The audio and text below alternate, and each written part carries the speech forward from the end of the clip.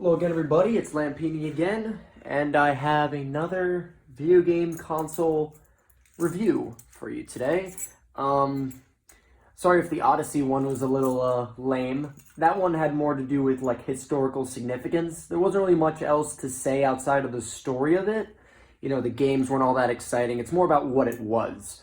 The Atari one obviously was interesting, but this one we're going a bit into the failure category, and frankly I'm very excited about this one because we are going to be looking at the Atari 5200.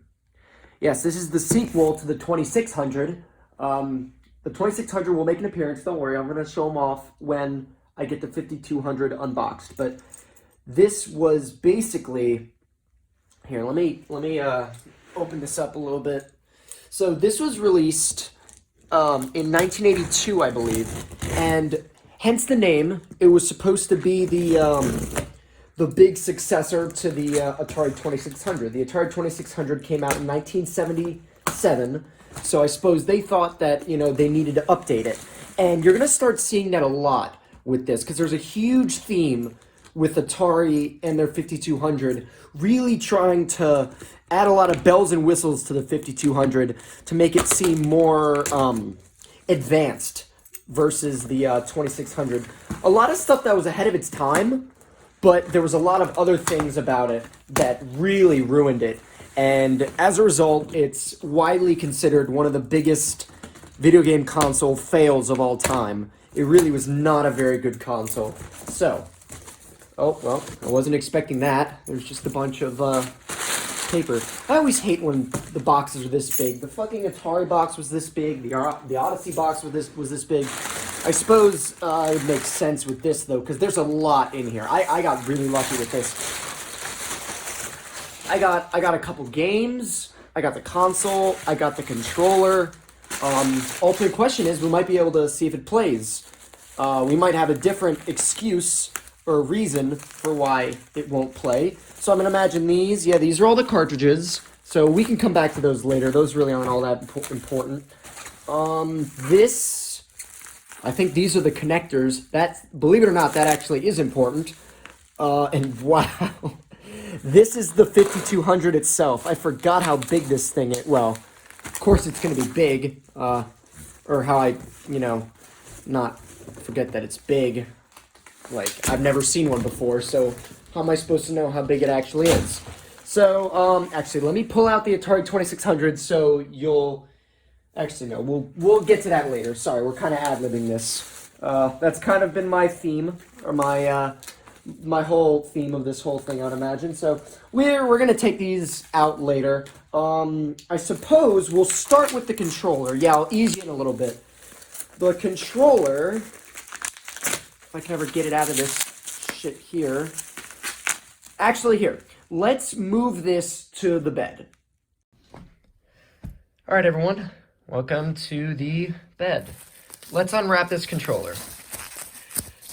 So, I got out the 2600 so I can give you a little bit of a update, or I can show you what we're going to be working with in comparison to the old Atari.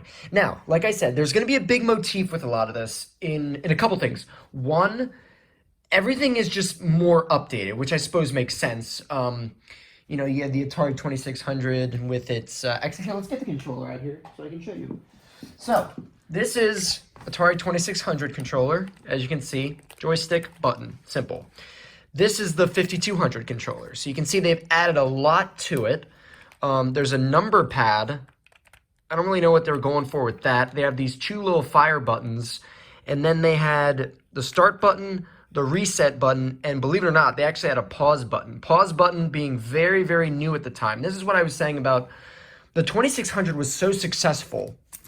I would imagine Atari was like, we need to really blow people away with the 5200. We really need to jump on this wave of momentum that we have. So they have this controller here, which as you can see looks very, very different, right? We got a number pad, start, reset, pause, a pause button in 1982. To my knowledge, I don't think any system really had that at the time. And then we had these little fire buttons. I don't know why you need four. And then this. This is the joystick. Now, what's interesting about this is it's not a digital controller like the Atari one, which is just right, left. It's actually analog. Look at this. Ain't that cool? So it's actually a cute little analog stick, which would be interesting in like a, let me see, maybe like Millipede, maybe? If you just want to move like this or all the way. I don't know what kind of game would use it, but I'm sure they did. But there's one major problem with it. So they made it so this is what happens when you're the first to do something. The analog stick is good in theory, but as you can see, they didn't think about recentering it, you know? So that's a little bit of a problem, but interestingly enough, the way a joystick works now is kind of, not really that different. But yeah, it didn't recenter, so that was a big thing. And they were also very prone to malfunction. A lot, like I'm gonna have to check to see if this controller even works. I have two of them, so if one doesn't work, then hopefully the other one will work. But you can see how they really tried to one up the 2600 and saying, hey, look how updated the 5200 is. Look at all these buttons. We got a pause button. We have an analog stick.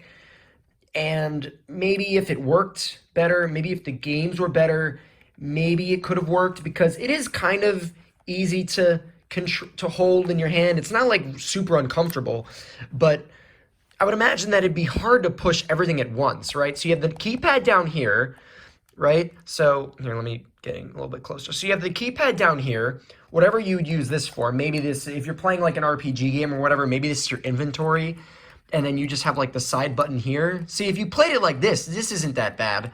You have the pause button right here, the start button, but then you have to move all the way down here to do whatever you want with the keypad. Also, why would you need a keypad? Like, you have pound and you have star, like why would you need that? Why would you need that for a system?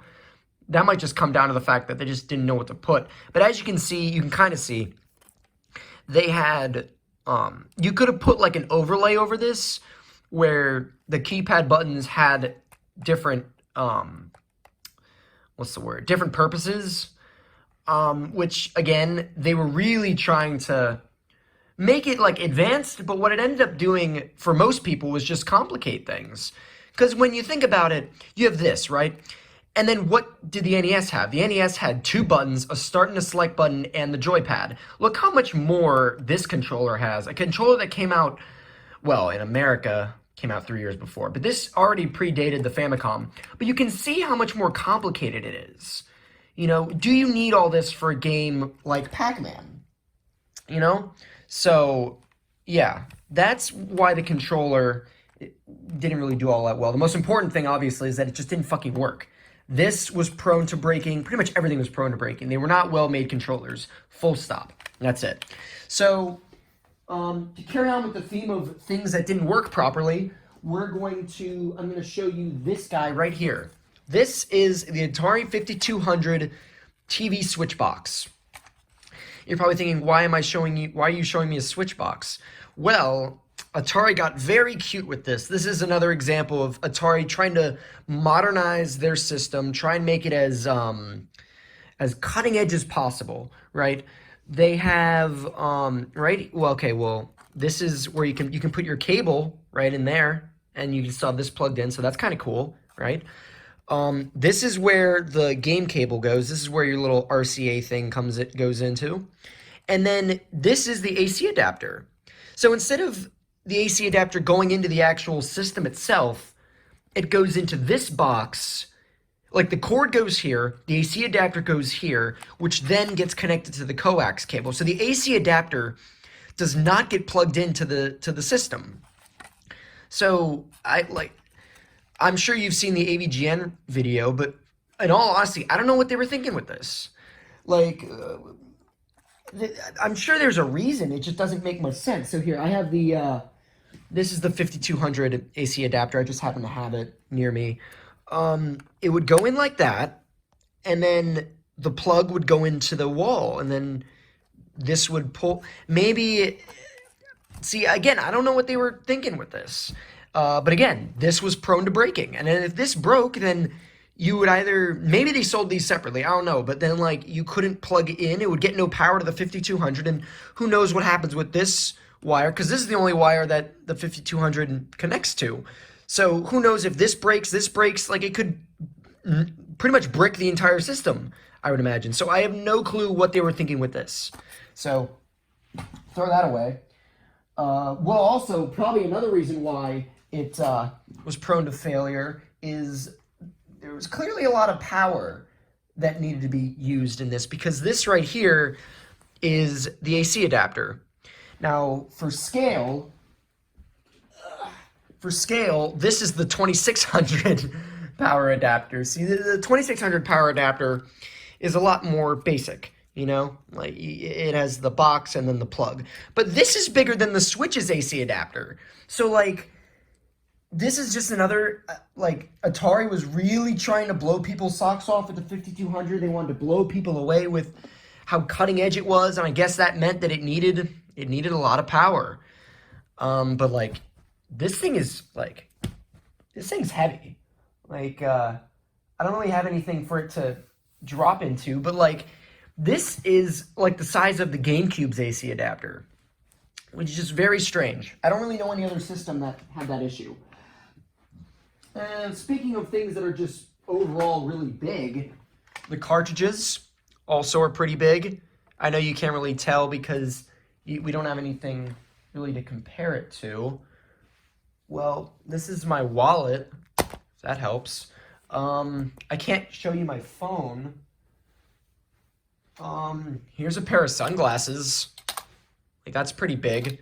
Let me get a 2600 cartridge. All right, guys. Here is a 5200 cartridge versus a 2600 cartridge. You'll see that 5200 is bigger. I'll admit, nicer, but there it is. And that's another theme with the 5200. Things are overall just bigger. You saw the controller wasn't much bigger, but you had the switch box, which was pretty darn big. You had the AC adapter, which is way bigger. You had the cartridges, which were way bigger. And now, my friends, it is time for the pièce de résistance. The massive console itself. We're going to need to do plenty of comparisons because this thing is massive. It's one of the biggest game consoles out there. So I apologize for headphone users, but we're really going to just tear into this, all right? Oh, sorry, I shook the camera there. So here we go. Guy out of here.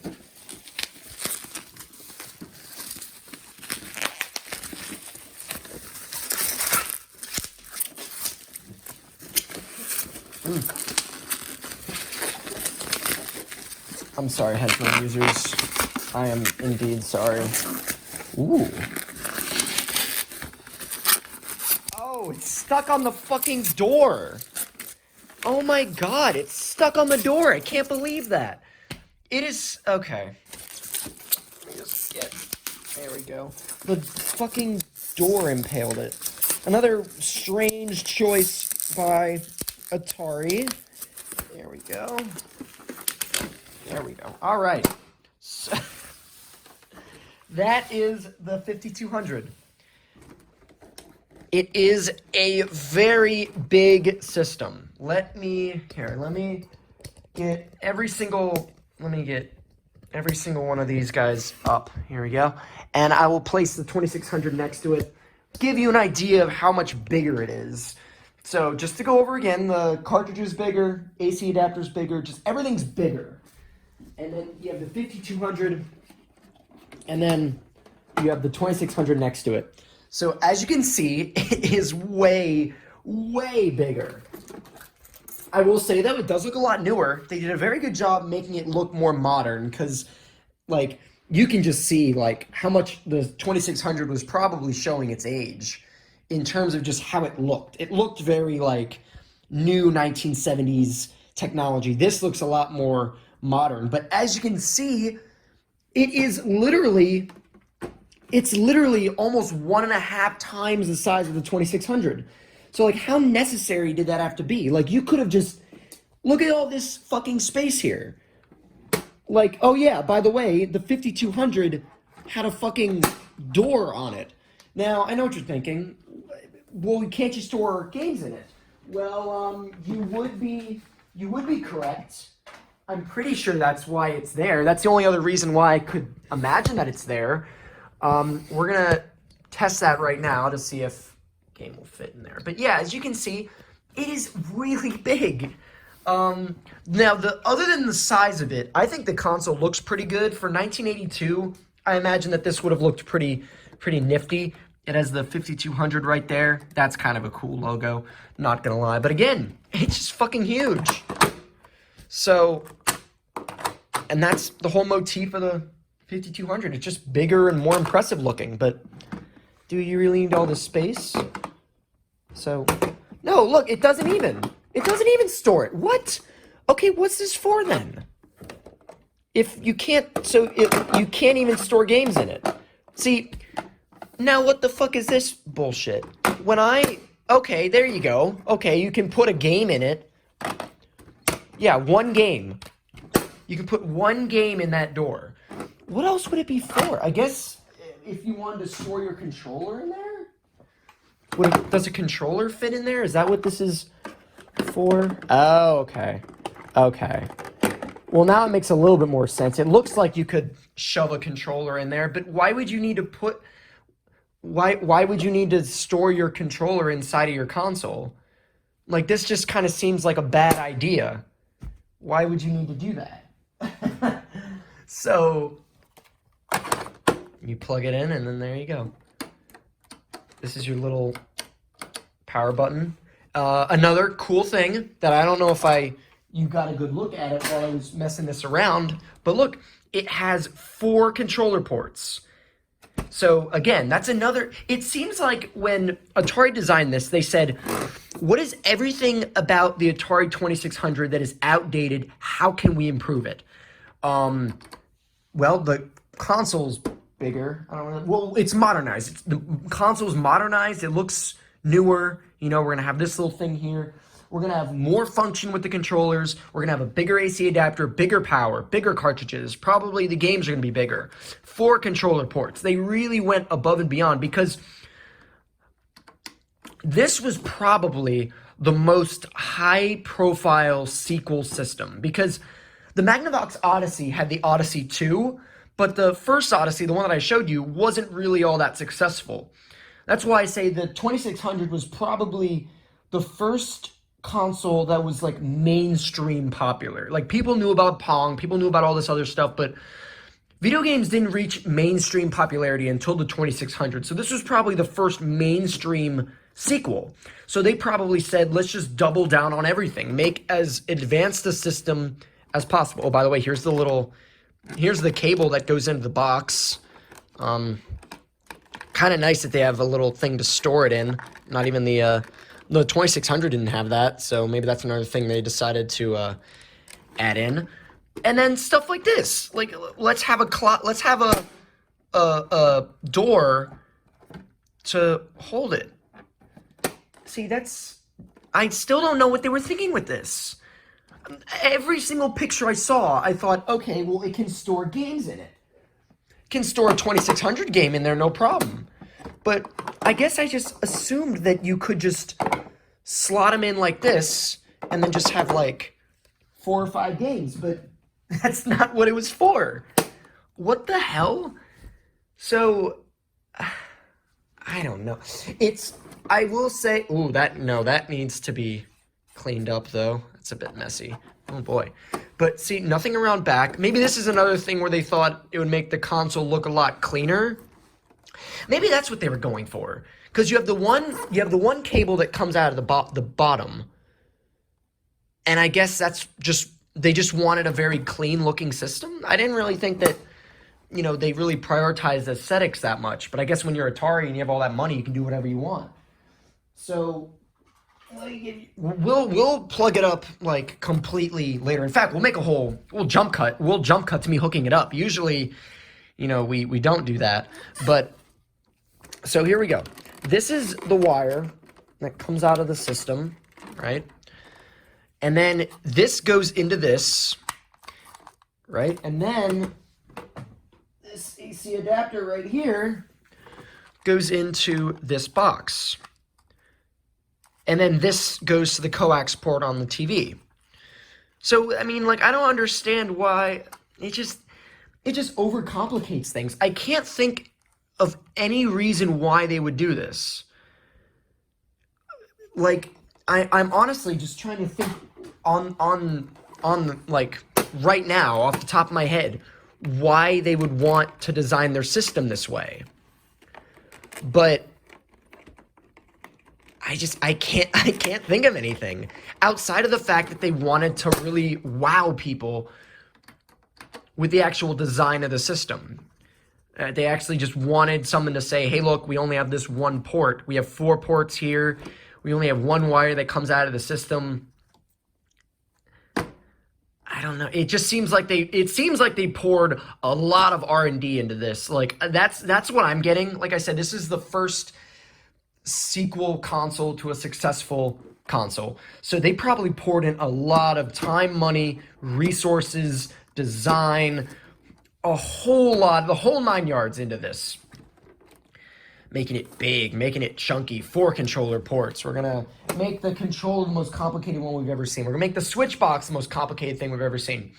We're gonna modernize it. Like, I don't know what they were thinking. They did make a reversion of this when they realized that they really fucked up. They got rid of the box. There's only 2 controller ports instead of 4, which honestly, like, I can't really think of any, like, why would you need 4 controller ports? Maybe that's another reason why this went away for like 10 years, pretty much. The last system to have, the next system after this to have 4 controller ports was probably the N64 14 years later.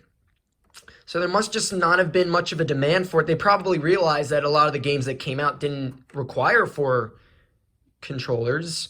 So they just said, we don't need to bother with it. So that's that. That's the system. So now what we're gonna do is this will be a good test. Sorry. This will be a good test to see how much more different the 5200 played games, basically. I was lucky enough to be given Pac-Man. There you go. We have Pac-Man on the 5200, and we're going to play it, see how different it looks to Ms. Pac-Man. We're not going to be comparing it to regular Pac-Man because, like I said, that was a rushed-out prototype game, did not deserve to even be released.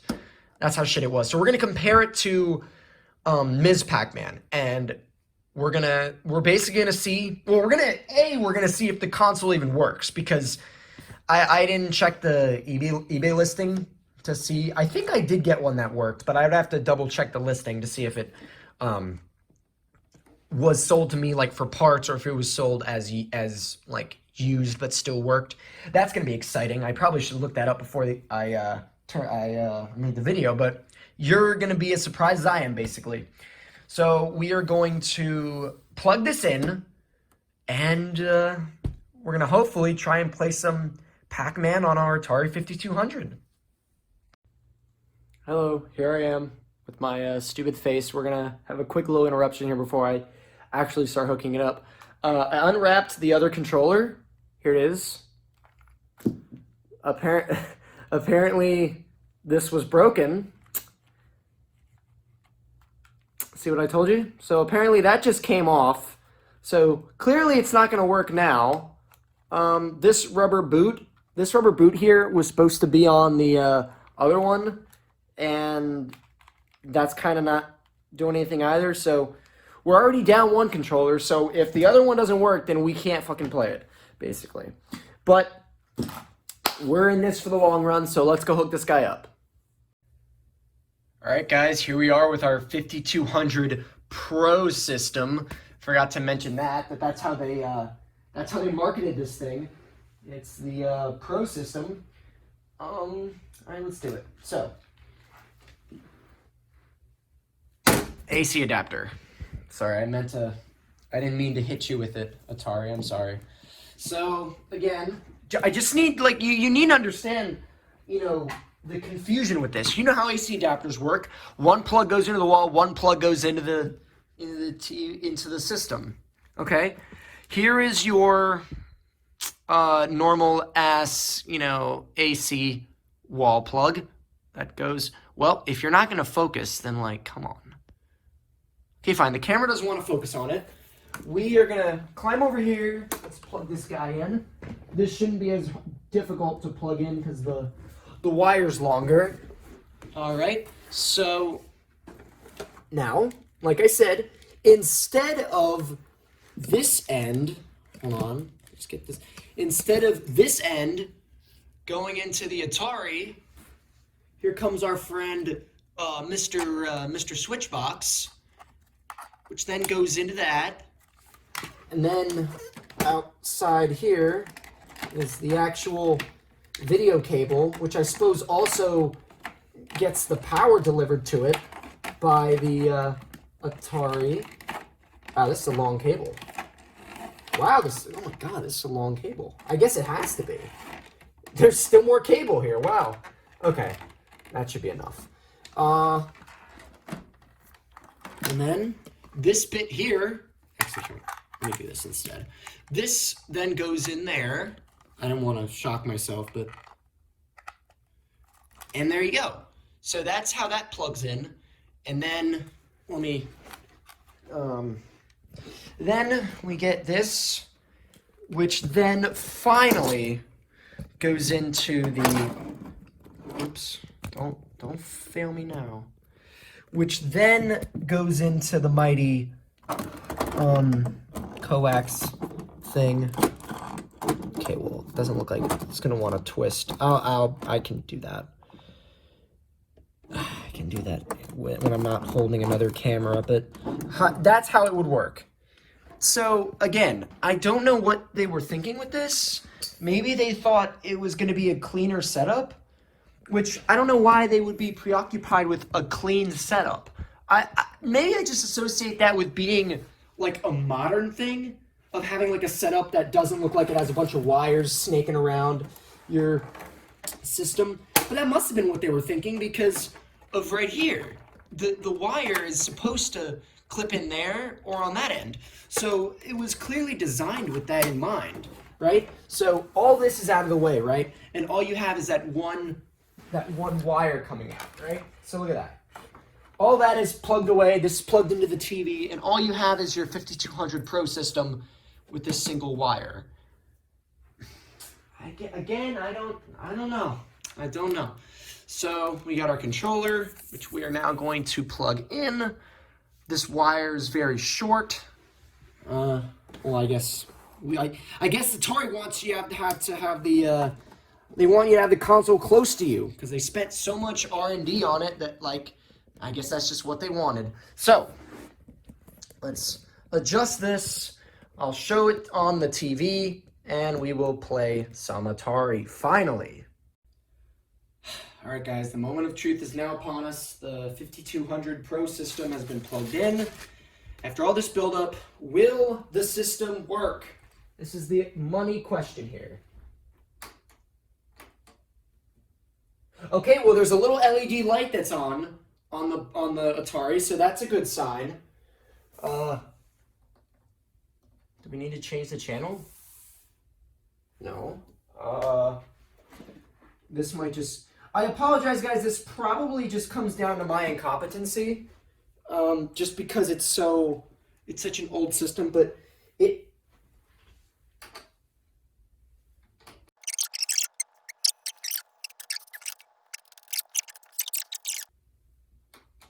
Here we go. Oh, that actually looks promising. Blank screens are promising. Start. Start. Reset. Reset. Start. Oh, fuck.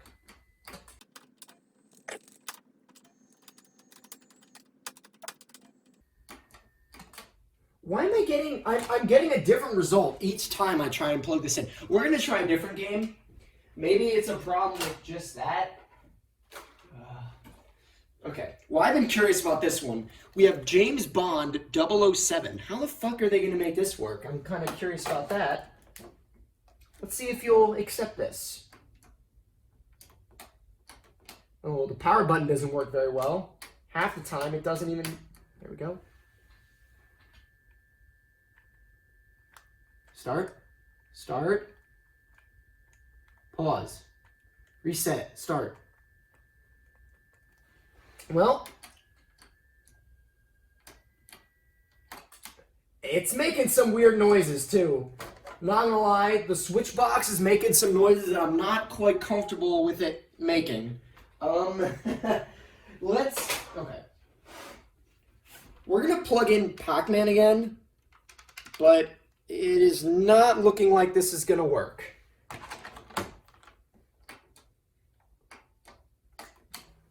But it doesn't look like it's a bricked system. It looks like this is just untested. Reset. Reset. We're not even getting any feedback from the controller.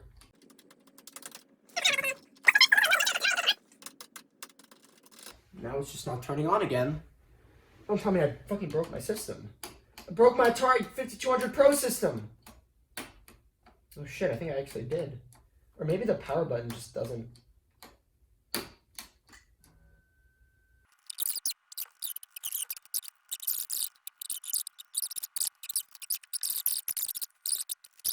Is this entertaining for you guys? Me trying to figure out how this works?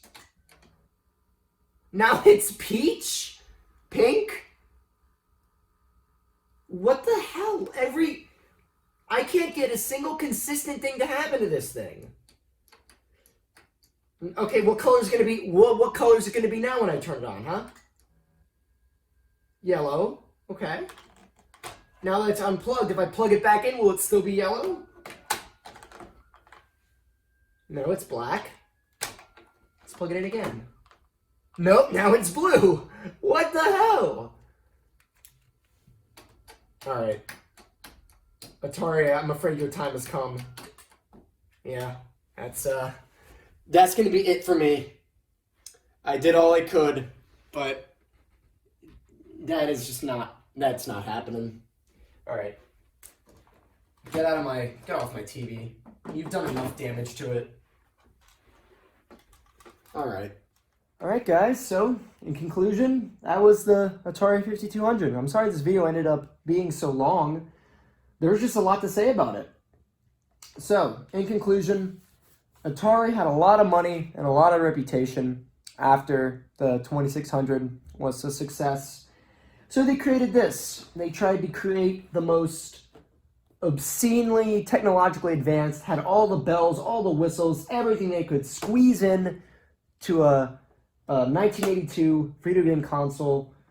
In addition to a fucking door, it had a switch box that made no sense.